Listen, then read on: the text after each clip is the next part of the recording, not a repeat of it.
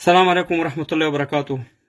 ټول افغانانو ته احترامات. افغانانو کله نه کله سړی داسې ویډیو ګوري، قسم درته خورم چې سړي دماغ ډېر شاټ شي. زه د هر یو ویډیو د هر یو لایف کې ما ویلي چې زه د حق علما، د حق قاریان ته احترام لرم او د هغې لاسونه مچ کوم. خو بعد د قاریانو د ملیانو په جامه کې د شیطانان، د رزیلان، د بې غیرته د انګریزانو، د امریکایانو بچین چې د غازی امان الله خان تر اوسه پورې دا زمونږ او ستاسې ولس غولوي، زمونږ او ستاسې افغانستان بدنامه کوي، زمونږ او ستاسې نظام پسې خبرې کوي، د کوپر پیپې ورکوي. په دې باره کې ده زه تاسو ته یو طارق جمیل یو ویډیو مښیم چې هغه څه وایي د خپل رئیس جمهور صدراعظم او د پوځ د مشر په باره کې، او بیا زمونږ یو بې ضمیره بې غیرته ملا چې دا ته ملا وي، دا ملا نه، دا شیطان، دا حرامي دی، زما دا لفظ بلکې تیزم وي، خو دې ورته هېڅ معلوم چې دې څه وایي. زه تاسو ته دا ویډیو د حکومت عمران خان یو ویډیو تاسو ته ښیم چې طارق جمیل، زه پوهېږم دا ویډیو چې ده په فیسبوکونو کې یا په پیجونو کې ډېره شیر شوې ده. زه یې خدای نخواسته د شرارت په دغه چا ته نه ښیم، خو زه پوهېږم چې چا ډکه کړې هغې شرارت دپاره ډک کړې. خو زه عمران خان ته احترام لرم، څومره احترام چې زه اشرف غني صاحب ته لرم دومره عمران خان ته لرم. خو دغه ویډیو د خپل خلکو ته ښیم، د خپل افغانستان خلکو ته چې دا تاسې وګورئ فرق، د پنجاب ملا ته وګورئ او زمونږ خنزیر بې غیرته ملا ته وګورئ چې دا زمونږ د افغانستان په باره کې څه وایي. دا ډول د عمران خان ویډیو ته تاسو پلی کوم.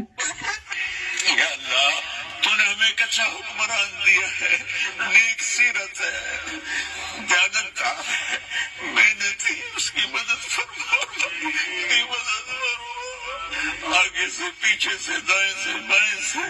उसकी हिफाजत फरमा, उसको अच्छे खैर खामोशी अता फरमा। या अल्लाह मैं तुझे गवाह बना, मैंने कभी हुकूमतों से कभी एक पैसा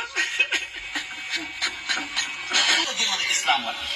د دې تربیه نور کوي چې د دنیا کیسه به زده کړي، یو څه روپۍ به راته پیدا کړي او زه وړ یم پاسته به یم. دغه څو عمر ته چې ته ګورې د دنیا، هغه د آخرت عمر ابدي ته وګوره چې هغه ابدي کور ژوند ستا دی، هلته به د ابد لپاره ته یې. دغه د باندې دروازې ته وروځه، پر دا سړک باندې وګوره، دا فوټوګانو ته وګوره، د رکشو و شاو باډیو ته وګوره، موټرانو ته وګوره. بیا د نوروز ورځ ده، بیا د جشن ورځ ده، بیا د ښځو د حقوقو ورځ ده، بیا چشي ورځ ده. دا ورځې مو را ایستلې دي د ځانه څخه بې کتابه، ګرده په کتاب کې بندلې دي. په جګترې کې مو ورځې ورکړې چې دا د پلانکې نړیواله ورځ ده، د ښځو نړیواله ورځ. ښځې کوم حقوق غواړي، که دغه حقوق غواړي لکه زما سره چې په کابل کې په تیاره کې ملګري وې چې میدان ته ورکښته شولې، پرتګال یې وکښله، نیکران یې واغوستل. دا خو حقوق بشر او دا حقوق د ښځو نه دي، دا خو کتاب ډېره منع فرمایلې ده. ماته هغه ورځ یې وړاندې و دلته د ښځو غونډه د ولکاري صاحب ته به راسې د اسلام د نګاه څخه به دا د ښځو ویناوې وکړې. نو زما دغه عقیده شول، دغه مینیت شو چې زه به ورسم چې ورته وبه وایم چې وقرنه فی بیوتکن، د ټول دنیا د بوشه څخه نیولی تر کرزي و بیا در اکښته پورې ټول داسې دغه آیات مات کړي چې په دغه آیات باندې څه کوي چې وقرنه فی بیوتکن. ښځه دې مطلق په کور کې قرار نیسي، د باندې دې نه راوځي، نه د کار لپاره، نه د ډاکټرۍ لپاره، نه د سودا لپاره، د هېڅ شي لپاره دې خدای نه راوځي. مطلق کې ذکر کړی دی چې وقرنه فی بیوتکن. څوک یې ماتولی شي دا آیات؟ هر څوک چې دا آیات ماتولی شي راولاړ شي. ته ما ته دا وایه چې دغه دلیل راته ولټوه چې ښځه دې لږ مخ راوځي. دا خو نه ما ته معلوم دی او نه زه وایم چې ما ته ټیک $1,00,000 په پاکټ کې پیچلي راکړې، دا به زما ته خوله راونهوځي چې ښځه د باندې راوځي. که یې ښځه راوایستل خلک یې تباه کړه خلاص. خو هغه ښځې دي چې تلیفونونه ورڅخه دي د باندې راوځي، لعنت یې پر مېړه، لعنت یې پر پلار، لکه رسول الله چې پر ویلي دي، لعنت یې پر خاندان.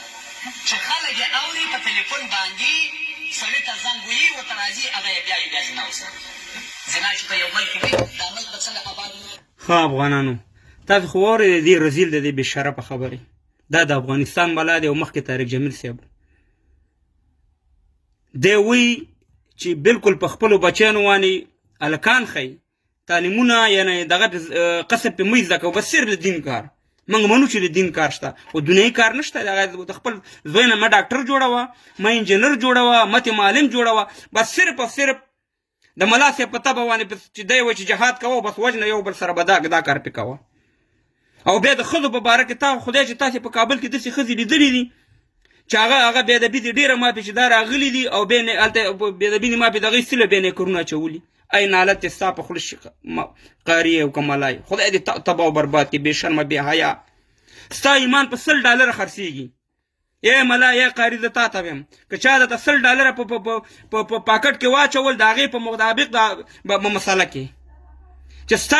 ستا ښځه بېادبي دې ډېره ډېره ما بېملا زه تا ته یم قاري زه تا ته یم چې دا ستا ښځه د اولاد بیماره یي ته یې ډاکټر ته بې که ډاکټرې ته یې ولې خلک ګمراه کوئ ولې د افغانستان پسې تاسې راغستې ده نن که عمران خان پنجاب کې د تبلیغیانو مشر طارق جمیل صاحب د عمران خان او د باجوه صفت کوي ته راځې زما په اشرف غني باندې د کفر فتوې ورکړې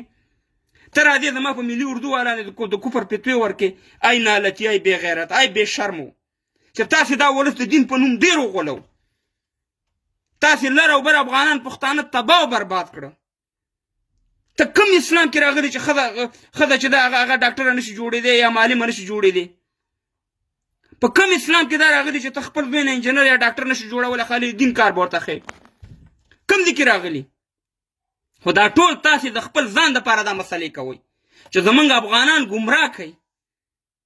خدای دې تاسې تباه او برباد کړي ستاسې د لاسه موږ له اور لګېدلی ولاکې موږ ته دومره اور نه د روسي نه لګېدلی نه د امریکاني نه لګېدلی نه د انګرېز نه لګېدلی څومره اور چې تاسې د قاریانو د ملیانو په جامه کې دا وطن تباه او برباد کړه خدای دې ستاسې بچي تباه او برباد کړي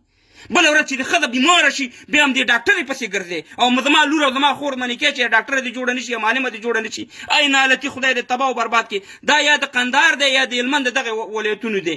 هلته وګورئ چې طارق جمیل د هیله سره جوخ ناست دی هغه د خپل وطن دفاع کوي او دا رزیل بې شرفه چې زما په کابل کې دا یو شی هم نشته دی او د ځانه دې خلکو ته مسالې کوي او ګمراه کوي نالت دې ستا په داسې قاریتوب په عالمتوب شي چې ته زما افغانان بې لارې کوې خدای دې تاسې تباه کړي ستاسې د لاسه موږ تباه او برباد یو افغانانو نالت پې ووایئ ولیکئ ورته چې نالت دې په داسې قاریانو ملیانو شي چې دا د ځانه دا فتواګانې ورکوي زمونږ خویندې میندې داسې نه دي د ده کېدای شي خویند مور او خور او فامیل یې داسې وي لکه د نورو فامیلونو ته چې سوچ کوي